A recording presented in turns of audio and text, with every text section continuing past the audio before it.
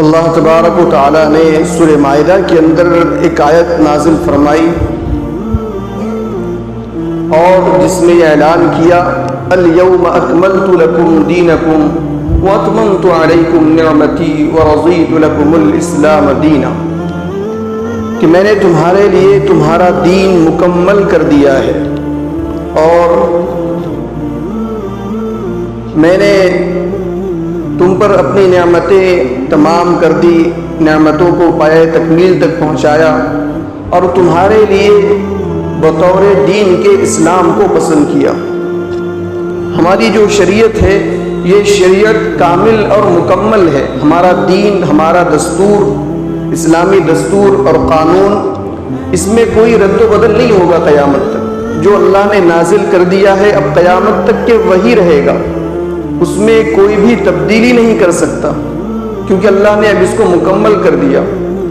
حضور کے زمانے میں کبھی ایسا ہوتا کہ کوئی حکم پہلے نازل کیا گیا، بعد میں اس کو ختم کر دیا گیا، اس کی جگہ پر دوسرا حکم لایا گیا، لیکن چونکہ اب حضور دنیا کے اندر نہیں رہے، آپ دنیا سے پردہ فرما چکے ہیں، اس لیے یہ دین ہمارا مکمل، اس میں کوئی تبدیلی قیامت تک کے لیے نہیں ہو سکتی۔ اور قرآن تو ایسی کتاب، اور اللہ نے اس دستور اور شریعت کے بارے میں اللہ نے خود فرمایا اِنَّا نَحْنُ نَزَّلْنَا الذِّكْرَ وَإِنَّا لَهُ لَحَافِظُونَ، کہ ہم نے ہی اس کو نازل کیا ہے اور ہم ہی اس کی حفاظت کرنے والے ہیں۔ ایک ایک حرف کی حفاظت کرنے والے اللہ ہیں، کوئی تبدیلی نہیں ہو سکتی۔ لیکن ساتھ ہی اب یہ دیکھیں کہ آئے دن نئے نئے حالات، نئی نئی چیزیں وجود میں آ رہی ہے، سائنس اور ٹیکنالوجی اپنی عروج پر ہے اور حالات بدلتے ہیں، اور حالات کے بدلنے سے احکام کیا بدلیں گے اور نئی نئی چیزوں کا وجود میں آنا، اس سے بہت سارے سوالات اور مسائل پیدا ہوتے ہیں۔ تو کیا ہمارے دین اور اسلام میں ان مسائل کا حل موجود ہے؟ تو اللہ تبارک و تعالیٰ نے اس دین کی حفاظت کے لیے خاص طور پر دو چیزیں کی، دو کام کیے۔ پہلا کام تو یہ کہ اللہ تبارک و تعالیٰ نے بہترین نظام چلایا اور قرآن کو نازل کر کے اس کی حفاظت کا ذمہ بھی خود لیا، اور ہماری شریعت میں، ہمارے دین میں، ہمارے اسلام میں اللہ نے لچک رکھی ہے کہ کیونکہ یہ قیامت تک کے لیے آیا ہے، مہینہ، 2 مہینے، سال، 2 سال، 100 سال کے لیے نہیں آیا، قیامت تک کے لیے آیا۔ ہمارے نبی صلی اللہ علیہ وسلم کی نبوت بھی قیامت تک کے لیے، یہ شریعت بھی قیامت تک کے لیے۔ اب کوئی نبی دنیا کے اندر نہیں آئے گا، کوئی شریعت دنیا کے اندر نہیں آئے گی، کوئی تبدیلی اس میں نہیں آئے گی۔ عیسیٰ علیہ السلام قیامت سے پہلے آئیں گے، لیکن وہ بھی اسی شریعت کو ماننے والے ہوں گے، ہمارے نبی کے پیروکار ہوں گے، ہمارے نبی کی فرما برداری کرنے والے ہوں گے۔ اور مسیح عیسیٰ بن مریم کے ساتھ ان کے علاوہ ایک اور شخصیت دنیا کے اندر آئے گی جس کا نام امام مہدی ہوگا، وہ بھی امیر المومنین ہوں گے، لیکن وہ بھی نبی نہیں ہوں گے، وہ بھی حضور کے امتی ہوں گے، وہ خلیفہ راشد ہوں گے، وہ نظام کو قائم کریں گے، لیکن اسی قرآن کو لے کر چلیں گے، اسی شریعت پر عمل کریں گے، کوئی اور شریعت نہیں آئے گی۔ تو ہمارے دین میں اللہ نے لچک رکھی ہے، قیامت تک کے لیے جتنے مسائل، نئے نئی چیزیں پیدا ہوتی رہے گی، ان سارے مسائل کا حل ہمارے پاس موجود ہے، ہر چیز کا حل موجود ہے۔ اور ایک مسلمان کو اس بات کا یقین بھی ہونا چاہیے کہ ہمارے دین میں کوئی ایسا سوال ہے ہی نہیں جس کا کوئی جواب نہیں، ہر سوال کا جواب ملے گا، ہر مسئلے کا حل ہمارے پاس ملے گا۔ جاؤ عیسائیوں کے پاس جا کر پوچھو شادی کا طریقہ کیا ہے، نہیں بتا سکتے۔ کیوں نہیں بتا سکتے؟ کیونکہ عیسیٰ علیہ السلام نے شادی نہیں کی تو کہاں سے بتائیں؟ جاؤ یہودیوں کے پاس، ان سے جا کر پوچھو، ان کے پاس ان کی تو کتاب ہی محفوظ نہیں ہے، ان کے پاس تو اللہ کا جو کلام نازل ہوا تھا وہی ان کے پاس محفوظ نہیں ہے، بلکہ اس کا ٹرانسلیٹ انگلش کے اندر موجود ہے۔ جاؤ ان سے جا کر پوچھو کیا انگلش میں تمہارے پاس میں جو بائبل ہے اور تمہاری جو کتاب ہے وہ کیا انگلش میں نازل ہوئی تھی؟ نہیں ہوئی تھی، عبرانی زبان میں نازل ہوئی تھی، اور اس کے ہزاروں نسخے، ہزاروں نسخوں میں ہزاروں غلطیاں ملے گی۔ عیسائیوں کے پاس جو کتاب ہے ان کے پاس بھی اوریجنل کتاب نہیں ہے، ہزاروں غلطیاں۔ وحید الدین کیرانوی رحمۃ اللہ علیہ نے خود بائبل کے اندر 3000 غلطیاں نکالی، 3000 غلطیاں ان کی کتاب میں۔ بتاؤ، جس کی کتاب ہی محفوظ نہیں، وہ دین ان کا کہاں سے محفوظ ہوگا؟ آؤ ہمارے پاس، ہمارا قرآن مجید کو اٹھاؤ اور اٹھا کر سارے عالم میں جا کر دیکھو اور کہیں بھی جا کر سوال کرو، تم کو ایک نقطے کی تبدیلی نظر نہیں آئے گی، ایک الف ادھر کا ادھر نظر نہیں آئے گا۔ جس مذہب کی کتاب اتنی محفوظ ہے، جس دین کی کتاب اللہ نے اتنی محفوظ رکھی ہے، وہ دین کیسا ہوگا؟ یہ ہمارے اسلام کی حقانیت کی دلیل ہے۔ تو اللہ نے بہترین نظام چلایا اور اسلام کو پھیلایا سارے عالم کے اندر، اور اس میں ہر مسئلے کا حل موجود ہے۔ اور دوسری چیز اللہ نے جو کی ہے وہ یہ کہ ہر زمانے کے اندر اللہ نے ایسی شخصیات کو پیدا کیا، ایسے لوگوں کو پیدا کیا جو دنیا میں آتے اور برائیوں کا خاتمہ کرتے، بدعتوں کا خاتمہ کرتے، برائیوں کی روک تھام کرتے اور دین میں تجدید کرتے، نئی نئی چیزیں جو وجود میں آ جاتی ان کا خاتمہ کرتے۔ ہر زمانے کے اندر ایسے لوگ اللہ نے پیدا کیے، ہر زمانے ایسے لوگ پیدا ہوئے۔ ہر کوئی بڑے بڑے جو علماء، صلحاء، اتقیاء، اولیاء دنیا کے اندر آئے، اور انہی کو اللہ کا ولی کہا جاتا ہے، اولیاء اللہ کہا جاتا ہے۔ ولی اس کو کہتے ہیں جو اللہ کا دوست ہو، اللہ کا قریب ہو، اس کو ولی کہا جاتا ہے۔ اور ہر نبی ولی ہوتا ہے، جو ہر نبی ہوتا ہے، نبی ولایت کا اونچا مقام ہے۔ ہر صحابی ولی ہوتا ہے، ہر نبی ولی ہوتا ہے، ہر تابعی ولی ہوتا ہے۔ تو اللہ نے ہر زمانے میں اپنے ولیوں کو، اپنے دوستوں کو دنیا کے اندر پیدا کیا اور ان کے ذریعے سے دین کا کام لیا۔ ہر زمانے میں الگ الگ انداز میں، جس زمانے میں جس اعتبار سے باطل سامنے آیا، اس کے مقابلے کے لیے اللہ نے اپنی طرف سے اپنے ایک بندے کو کھڑا کیا۔ دین الہی اکبر بادشاہ نے شروع کیا، ایک نیا فتنہ وجود میں آیا، اللہ تبارک و تعالیٰ نے مجدد الفسانی رحمۃ اللہ علیہ کو سامنے کھڑا کر دیا اور انہوں نے اس کی تجدید کی اور اس کا خاتمہ کیا۔ شاہ ولی اللہ محدث دہلوی رحمۃ اللہ علیہ کو کھڑا کیا۔ ہر زمانے میں ایسے لوگ آتے رہے اور جو اس زمانے کے اعتبار سے جیسے کام کرنا چاہیے تھا، جس اعتبار سے باطل آیا ہے اس کا مقابلہ کرنا چاہیے تھا۔ ایک زمانہ آیا امام غزالی رحمۃ اللہ علیہ کے زمانے میں، منطق اور فلسفہ جس کو آج کل فلسفی کہا جاتا ہے، اس کا زمانہ تھا، اور باطل اور اسلام کا دشمن اس کے وہ لے کر سامنے آیا تو اس کے مقابلے میں امام غزالی جیسا آدمی کھڑا ہوا اور اس چیلنج کا مقابلہ کیا۔ انہی اولیاء میں اللہ تبارک و تعالیٰ نے بے شمار ولی اس کو کہا جاتا ہے۔ اب پہلی بات تو یہ کہ ولی کس کو کہا جائے، ولی کون ہے؟ آج کل تو ہر ایرے غیرے کو آدمی ولی سمجھتا ہے، اور ہمارے بھائی لوگ تو بیچارے اتنے بھولے ہوتے ہیں کہ کوئی میلے کچیلے کپڑوں میں نظر آئے، کوئی بھولا ہلکا پاگل نظر آئے تو اس کے ہاتھ چومنے لگ جاتے ہیں کہ یہ ولی ہے۔ بیچارے کو نہ کھانے کا پتہ، نہ پینے کا پتہ، نہ کچھ۔ ناگپور کے اندر جامع مسجد کے پاس میں ایک بابا بیٹھتا تھا جس کا نام ہی کھٹا بابا تھا، وہ کبھی نہاتا نہیں تھا، ایسے اس کے کپڑے میلے کچیلے، نہ نہانے کا پتہ، نہ غسل، نہ پتہ نہیں کس حال میں۔ اس کو دیکھ کر بھی وہاں کے لوگ خود کہتے ہیں کہ اس کو دیکھ کر آدمی کو کراہت محسوس ہوتی ہے، گھن آتی ہے۔ لیکن سنیچر اتوار کو اس کے پاس لائن لگتی، کھٹے بابا، اور لوگ اس کے پاس سے تعویذ لے جا رہے ہیں، پلیتے لے جا رہے ہیں، اس کے ہاتھ چوم رہے ہیں اور پتہ نہیں اور کیا کیا کر رہے ہیں۔ لوگوں نے پیمانہ کیا بنا لیا، بھائی جو آدمی بالکل ہلکا سا پاگل نظر آئے وہ اللہ والا بن گیا۔ بھائی اللہ والے پاگل ہوتے، وہ مجذوب لوگ ہوتے ہیں جو الگ ہوتے ہیں، ان کی پہچان بھی نہیں ہوتی، اگر ان کی پہچان ہو جائے تو وہ کہیں اور چلے جاتے ہیں۔ تو اس کا لوگ ہاتھ چومنے اور باقاعدہ لوگوں نے یہ بات بھی ہم نے اپنے کانوں سے سنی وہاں کے لوگوں سے کہ جب وہ کھٹا بابا مرا تو اس کے مرنے کے بعد میں اس کو نہلایا گیا اور اس کا نہلا کر اس کا پانی لوگوں نے اپنے گھروں پر لے گئے۔ اندازہ لگائیں لوگوں کی جہالت کا، یعنی بطور برکت کے اس کا غسل کا پانی جو تھا وہ اپنے گھروں پر لے گئے۔ اور جہالت کی انتہا دیکھیں، جہالت کی انتہا مسلمانوں کی، اور پھر مسلمان کہتا ہے کہ حالات کیوں آ رہے ہیں؟ اس بابا کی اور کھٹے بابا کی وجہ سے لوگوں نے جامع مسجد پر پتھر مارے، مسجد کے بازو میں اس کو دفن کیا گیا، حالانکہ گورنمنٹ کی حکومت کی طرف سے پرمیشن نہیں تھی، اس کو دفن کیا گیا، وہاں پر اس کو دفنایا گیا جامع مسجد کے بازو میں، اور ان کا مقصد یہی تھا کہ بھئی یہاں مسجد کے سامنے رہ کر درگاہ بنائیں گے اور تماشے کرتے رہیں گے، ڈھول پیٹتے رہیں گے تاکہ نمازیوں کو پریشانی ہو۔ مسلمانوں کا کام تو یہی ہے، غیروں کا تو رونا بعد میں، پہلے تو اپنا رونا ہے، اپنوں سے تکلیف ہے،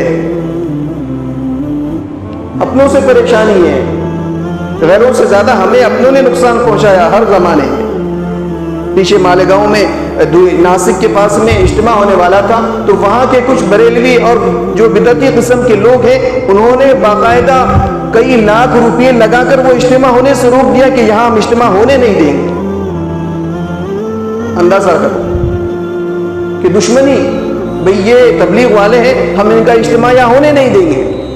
اس کے لیے وہ ایک غیر مسلم نے جگہ دی تھی، اس غیر مسلم کے پاس وہ لوگ گئے اور باقاعدہ اس کا ویڈیو بھی اس وقت آیا تھا، شاید پچھلے سال کی بات ہے، ویڈیو بھی انہوں نے بنا کر بھیجا کہ بھئی انہوں نے جگہ دی تھی، ہم نے ان کو پیسے دیے کہ بھئی تم اپنی جگہ مت دو، ہم نے یہاں سے اجتماع کینسل کروایا۔ یہ ہمارے لوگوں کی جہالت کی انتہا ہے۔ پھر کہتے ہیں کہ حالات کیوں آ رہے ہیں؟ تو اللہ والا کوئی ایسا نہیں ہوتا جس کو نہانے کا پتہ نہیں، جس کو اللہ نے خود قرآن کے اندر اللہ والے کی تعریف بتائیے کہ میرا ولی، میرا دوست کون؟ بے اللہ والے کی پہچان کیا؟ اللہ نے فرمایا کہ اللہ والے کون ہیں؟ ارشاد فرمایا الا ان اولیاء اللہ لا خوف علیہم ولا هم يحزنون الذین آمنوا وكانوا يتقون۔ اللہ والے وہ ہیں جن پر نہ کوئی خوف ہوگا، نہ وہ غمگین ہوں گے، ولا هم يحزنون، نہ وہ غمگین ہوں گے، اور الذین آمنوا وكانوا يتقون، وہ لوگ جو ایمان لائے، ایمان والے ہیں اور تقوی اور پرہیزگار ہیں، متقی تقوی اختیار کیے ہوئے ہیں، وہ لوگ اللہ والے ہیں۔ نہ دنیا اور آخرت میں ان پر کوئی خوف اور غم ہوگا، اور ایمان والا ہونا اور تقوی متقی پرہیزگار ہونا ضروری ہے، تب جا کر وہ آدمی اللہ والا بنتا ہے۔ اب لوگ جس کو اللہ والا سمجھ رہے ہیں، نہ اس کا نمازوں کا ٹھکانہ ہے، نہ روزوں کا، رمضان میں روزوں کا ٹھکانہ ہے، نہ کوئی اور کام ہے، نہ نہانا ہے، نہ صفائی کا خیال ہے، کچھ نہیں ہے، اور لوگ اس کو اللہ والا سمجھ رہے ہیں۔ اللہ والا خود اللہ بتا رہے کہ میرا دوست کون ہے، تم ہر کسی کو میرا دوست مت بناؤ، ہر کسی کو ولی مت بناؤ، ہر کسی کے ہاتھ چومنے اور چاٹنے مت لگ جاؤ۔ میرا دوست وہ ہے جو ایمان لائے، جو ایمان والا ہو، اور ساتھ ہی وہ تقوی اختیار کرنے والا ہو، متقی ہو، پرہیزگار ہو، جو میرے احکام کو ماننے والا ہو، جو میری فرما برداری کرنے والا ہو، جو میرے محبوب کے طریقے پر عمل کرنے والا ہو، وہ ولی ہے، وہ میرا دوست ہے۔ اور دوسری جگہ پر اللہ نے اور ارشاد فرمایا اللہ ولی الذین آمنوا یخرجوہم من الظلمات الی النور۔ اللہ والا وہ ہے، اللہ کا ولی وہ ہے، اللہ کا دوست وہ ہے، اللہ کا قرب حاصل کرنے والا وہ ہے۔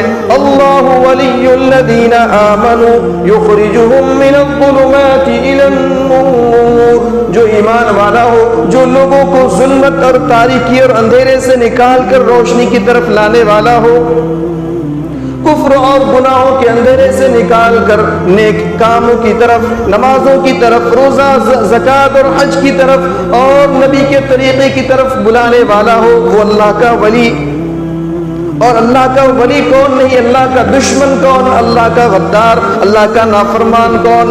والذین کفروا اولیاؤہم الطاغوت یخرجونہم من النور الی الظلمات، وہ لوگ جو نیک کاموں سے ہٹا کر لوگوں کو برائی کی طرف لے جاتے ہیں، لوگوں کو اندھیروں کی طرف لے جاتے ہیں، لوگوں کو مسجد سے ہٹا کر بازاروں کی طرف لے جاتے ہیں، گناہوں کی طرف لے جاتے ہیں، بے حیائی، بے شرمی اور انارکی کی طرف لے جاتے ہیں، وہ لوگ اللہ کے دشمن اور اللہ کے باغی ہیں۔ اولئک اصحاب النار ہم فیہا خالدون، ایسے لوگوں کا ٹھکانہ جہنم میں جس میں وہ ہمیشہ رہیں گے۔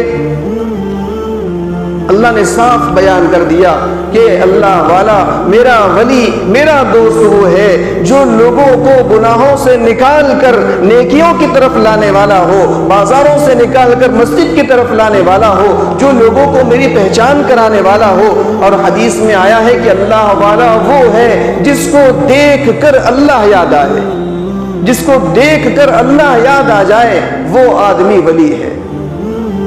جس کو دیکھ کر شیطان یاد آئے وہ ولی ہو سکتا ہے؟ وہ ولی نہیں ہو سکتا۔ جو غیر محرموں کے ساتھ اور عورتوں کے ساتھ بیٹھنے والا ہو، عورتوں کو اپنے پاس بلانے والا ہو، عورتوں سے اپنے ہاتھ چومنے لگانے والا ہو عورتوں کو، اور بے پردگی کرنے والا ہو، اللہ کے حکموں کی خلاف ورزی کرنے والا ہو، وہ آدمی اللہ والا ہو سکتا ہے؟ بالکل نہیں ہو سکتا۔ ایسے ہی کسی حالت میں نہیں ہو سکتا۔ اللہ والا وہ ہے۔ اس لیے اللہ والوں کی پہچان بتائی گئی، کیونکہ اللہ کو معلوم تھا کہ آنے والے زمانے میں یہ لوگ کسی کو بھی اللہ والا بنائیں گے اور کسی کو بھی پوچھنے لگ جائیں گے، کسی کے بھی سامنے سجدہ کرنے۔ حالانکہ اسلام میں کسی کے سامنے سجدہ کرنا جائز ہی نہیں ہے، یہاں تک کہ سرور کائنات، وجہ کائنات، امام الانبیاء اور خاتم النبیین حضرت محمد صلی اللہ علیہ وسلم، جن کی شخصیت اور آپ کا مقام اور آپ کا مرتبہ سارے نبیوں میں اعلیٰ، سارے نبیوں کے سردار خاتم النبیین ہیں، لیکن آپ کو بھی سجدہ کرنا جائز نہیں۔ اب بتاؤ، کیا حضور سے بڑا مقام کسی اور کا ہو سکتا ہے؟ کسی نبی کا نہیں ہو سکتا، تو اللہ والے کی بات تو بہت دور کی بات ہے۔ تو پھر جب حضور کو سجدہ کرنا جائز نہیں، حضور سے منت اور مرادیں مانگنا جائز نہیں، اور حضور کے پاس جا کر اولادیں مانگنا جائز نہیں، تو پھر کسی پیر اور کسی بابا سے اور کسی اللہ والے سے، چاہے وہ کتنا ہی بڑا مقام اس کا مرتبہ ہو، چاہے وہ شیخ عبد القادر جیلانی ہی کیوں نہ ہو، کیا ان سے اولاد مانگنا اور ان سے منتیں اور مرادیں مانگنا اور ان کے نام کی نیازی کرنا جائز ہوگا؟ اتنی سمپل بات ہے، کوئی پیچیدہ بات نہیں، کوئی گھما پھرا کر بات نہیں۔ جب حضور کے نام کی نیاز کرنا جائز نہیں، تو پھر کسی پیر اور بابا کے نام کی نیاز کرنا اور ان کے نام پر درگاہوں پر جا کر بکرے ذبح کرنا اور اپنے خواہشات کو نیاز کا نام دے کر اپنی خواہشات کو پورا کرنا، یہ کہاں سے جائز ہو سکتا ہے؟ بھئی کھانا ہے تو ایسے ہی کاٹ کر کھاؤ، کیا مسئلہ ہے؟ کیوں نیاز کا نام دے کر کھا رہے؟ کیوں دوسروں کو کھلا رہے؟ کیوں خود کے گناہوں میں پڑھ کر دوسروں کو بھی گناہوں میں، اپنے گناہوں میں شریک کر رہے؟ صاف بات ہے، کوئی پھیر پھیر کی بات نہیں۔ بھئی کھلانا ہے اگر کسی اللہ والے کے نام پر، تو کسی اور مہینے میں کبھی بھی کھلاؤ، سال بھر کھلاؤ، کیوں اسی مہینے کو خاص کیا جاتا ہے ربیع الثانی کو؟ کیوں اسی مہینے کی 11 تاریخ کو اور اسی مہینے میں شیخ عبد القادر جیلانی رحمۃ اللہ علیہ کے نام کی نیازیں منائی جاتی ہے؟ کہاں لکھا ہوا ہے؟ کون سی حدیث میں ہے؟ کون سی کتاب میں ہے؟ کہیں نہیں۔ یہ لوگوں کی اپنی بنائی ہوئی چیزیں، یہ سب بدعات اور خرافات ہیں۔ تو اللہ نے بہترین انتظام کیا، ہر زمانے میں اللہ نے ایسی شخصیات کو دنیا کے اندر بھیجا جنہوں نے دین کی حفاظت کی اور دین کے کام کو آگے بڑھایا، لوگوں کو اسلام کی معرفت، اللہ کی معرفت لوگوں کو کرائی اور لوگوں کو اسلام کیا ہے یہ سمجھایا، اور جن کے ہاتھوں پر ہزاروں اور لاکھوں کی تعداد میں لوگ مسلمان ہوئے۔ انہی اولیاء اللہ میں، انہی اللہ والوں میں، انہی بلند مقام شخصیات میں ایک شخصیت جن کا نام شیخ عبد القادر جیلانی رحمۃ اللہ علیہ۔ یہ ربیع الثانی کا مہینہ ہے، لوگ 11ویں مناتے ہیں۔ اسی مہینے میں شیخ عبد القادر جیلانی رحمۃ اللہ علیہ کی پیدائش ہے۔ یقیناً آپ کا مقام بڑا اور مرتبہ بڑا ہے، اللہ والوں میں آپ کو سارے اولیاء اللہ کا آپ کو سردار کہا جاتا ہے، بڑے مقام اور مرتبے کے، آپ بڑے مقام اور مرتبے پر آپ فائز ہیں، یقیناً اللہ والے ہیں۔ لیکن اس کا مطلب یہ نہیں ہے کہ ہم ان کے نام پر نیاز کریں یا ان کے نام کا چڑھاوا چڑھائیں یا ان کے نام پر بدعات اور خرافات کریں۔ وہ تو دنیا میں آئے تھے بدعتوں کا خاتمہ کرنے کے لیے، انہوں نے اپنے زمانے میں بدعتوں کا خاتمہ کیا، برائیوں کا خاتمہ کیا، اور ان کے ہاتھ پر کئی ہزار لوگ مسلمان، اور ان کے والد اور والدہ کوئی معمولی آدمی نہیں تھے۔ ان کے والد کا نام ابو صالح تھا، بڑے نیک اور بڑے فرما بردار اللہ کے ماننے والے، اور ایسا ڈر ایسا خوف ان کے دل میں تھا کہ اللہ اکبر، جوانی کا عالم ہے۔ شیخ عبد القادر جیلانی رحمۃ اللہ علیہ کے والد جن کا نام ابو صالح، وہ جوان ہے اور بھوک کی شدت ہے، ایک راستے سے گزر رہے ہیں، دیکھا کہ سامنے ایک ندی بہ رہی ہے اور بھوک بہت زیادہ لگی ہوئی ہے، دیکھا کہ اس ندی کے اندر ایک سیب بہتا ہوا آیا، آپ نے وہ سیب اٹھایا اور سیب اٹھا کر کھا لیا۔ آدھا یہ سیب کھایا تھا کہ اچانک خیال آیا کہ پتہ نہیں یہ سیب کہاں سے آیا، کس کا ہے، میں نے اس کے مالک کی اجازت کے بغیر یہ سیب کھا لیا، بس آدھا سیب کھایا تھا۔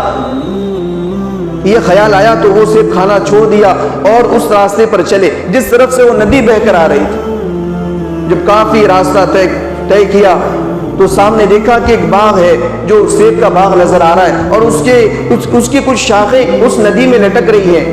انہوں نے سوچا کہ یقیناً ہو نہ ہو یہ سیب اسی باغ کا ہے۔ معلوم کیا کہ یہ باغ کس کا ہے، لوگوں نے بتایا کہ عبداللہ سومائی رحمۃ اللہ علیہ، وہ بھی بڑے بزرگ تھے، اللہ والے تھے، کہا کہ عبداللہ سومائی کا یہ باغ ہے۔ ان کے پاس گئے ابو صالح اور جا کر ان سے کہا کہ اے بزرگ، میں نے آپ کے باغ کا یہ سیب کھا لیا ہے، آپ مجھے معاف کر دیں، مجھے معلوم نہیں تھا، مجھے بہت زیادہ بھوک کی شدت تھی، بھوک کی شدت کی وجہ سے میں اپنے آپ پر کنٹرول نہیں کر پایا، روک نہیں پایا اور سیب کھا لیا۔ جب میں آدھا سیب کھایا تو مجھے یاد آیا کہ پتہ نہیں یہ سیب کہاں سے آیا ہے، اور میں تلاش کرتا ہوا یہاں آیا تو مجھے پتا چلا کہ شاید یہ آپ ہی کے باغ کا سیب ہے، اس لیے آپ مجھے معاف کر دیں۔ اب عبداللہ سومئی رحمۃ اللہ علیہ حیران اور پریشان کہ بھائی یہ ایک نوجوان، اس نے ایک سیب کھایا اور سیب کھانے کے بعد میں آدھا سیب کھایا اور اس کی معافی کے لیے میرے پاس آیا، تعجب ہوا۔ اب انہوں نے کہا کہ ٹھیک ہے لیکن میری 2 شرطیں ہیں، میں 2 شرطوں پر تم کو معاف کر سکتا ہوں۔ کہا کہ کیا شرط ہے؟ کہا پہلی شرط یہ ہے کہ 10 سال تک میرے باغ کی تم کو باغبانی کرنی ہوگی، میرے باغ کا خیال تم کو رکھنا ہوگا۔ کتنے سال؟ 10 سال۔ آدھا سیب کھایا ہے اور شرط کیا لگائی معاف کرنے کے لیے کہ 10 سال تم کو میرے باغ کی باغبانی کرنی ہوگی، میرے باغ کو پانی دینا ہوگا، اس کی نگرانی کرنی ہوگی، اس کی حفاظت کرنی ہوگی۔ آج بتاؤ مسلمانوں کی کتنی بڑی تعداد ہے جو حرام کھا رہی ہے، جو لوگوں کا مال ہڑپ کر رہی ہے، جو لوگوں کو دھوکہ دے رہے ہیں، جو بہنوں کا حق کھا رہے ہیں، جو بھائیوں کا حق کھا رہے ہیں اور جو دوسروں کا حق مار رہے ہیں۔ کیا ان کو کبھی خیال آیا، ان کے دل میں کبھی خیال جاگا کہ اللہ کو مجھے اس کا حساب دینا ہوگا؟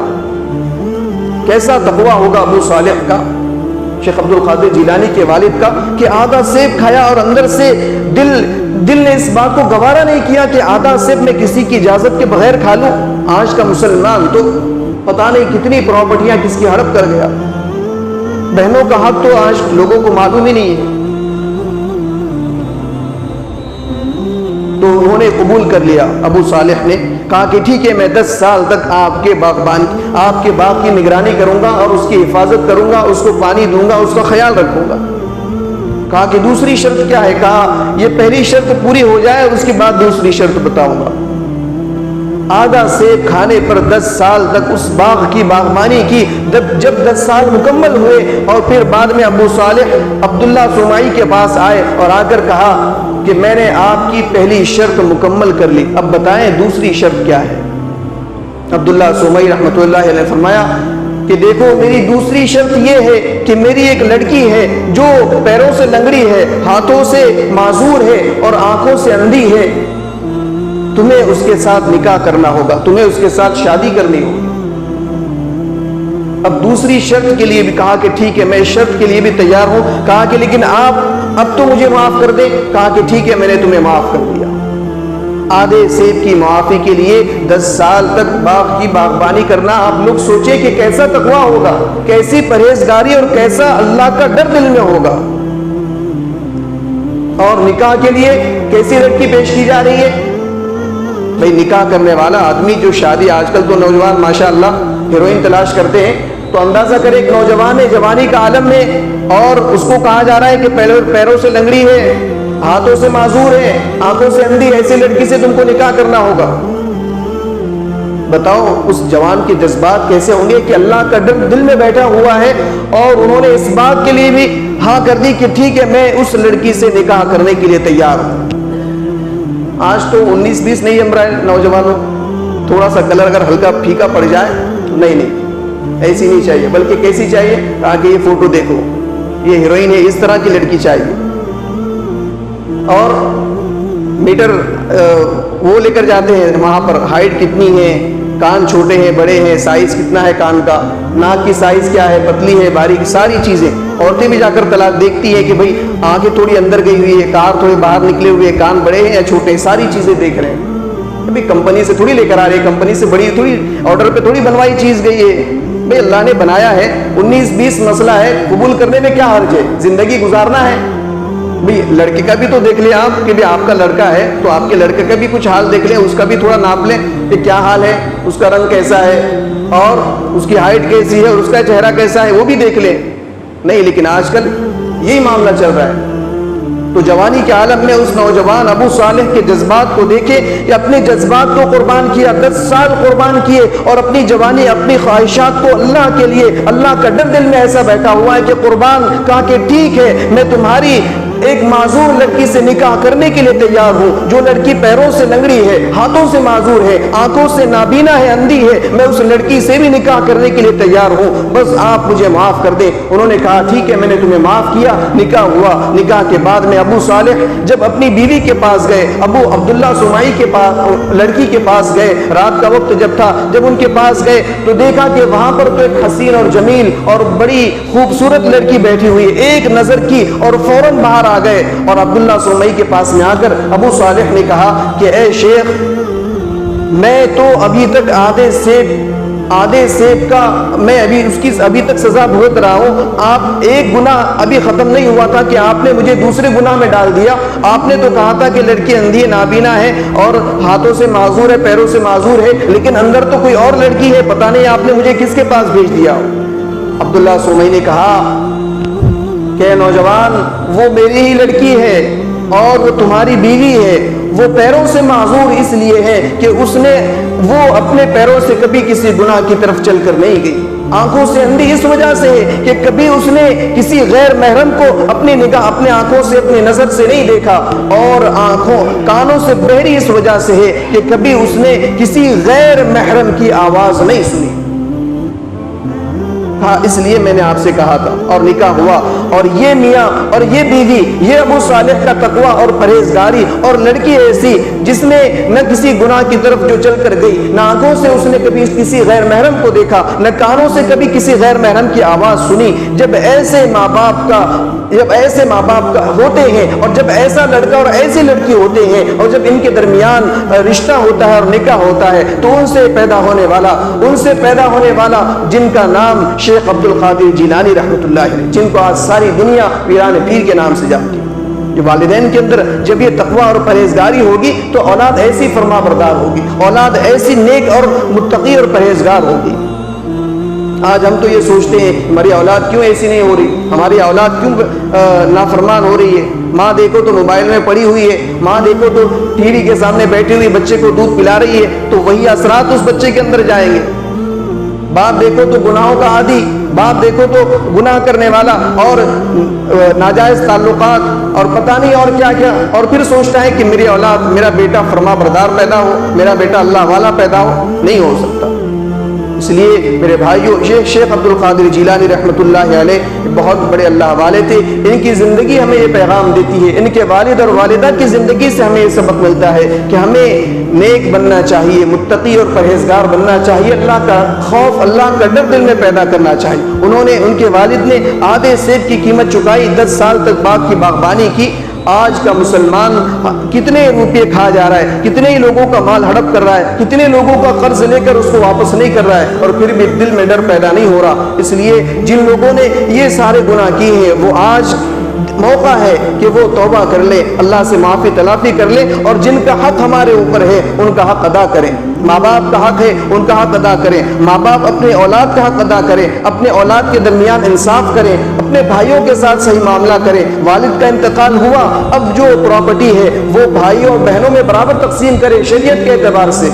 ایسا نہیں کہ بس کسی کو اتنا دے دیا، اس کو اتنا دے دیا، اچھا والا بڑے بھائی نے رکھ لیا اور ایک دم جو خراب تھا وہ چھوٹے بھائی کو دے دیا، اچھا والا کھیت بڑے بھائی نے رکھ لیا اور روڈ ٹچ جو پلاٹ تھا وہ بڑے بھائی نے رکھ لیا اور دوسرا پیچھے والا بھائی کو دے دیا دوسرے. ایسا نہیں، بلکہ مالیت کے اعتبار سے، شریعت اور اسلامی اعتبار سے بھائیوں کے درمیان، بہنوں کے درمیان میں والد اگر انتقال کر گئے ان کی پراپرٹی تقسیم کی جائے، بہنوں کا حق دیا جائے، ماں باپ کا حق دیا جائے، پڑوسی کا حق ادا کیا جائے، کسی سے قرض اگر لیا ہے اس کا قرض ادا کیا جائے. اللہ تعالی ہم سب کو ایسے ہی اللہ والوں کے نقش قدم پر چلنے کی توفیق نصیب فرمائے. وآخر دعوانا الحمدللہ رب العالمین.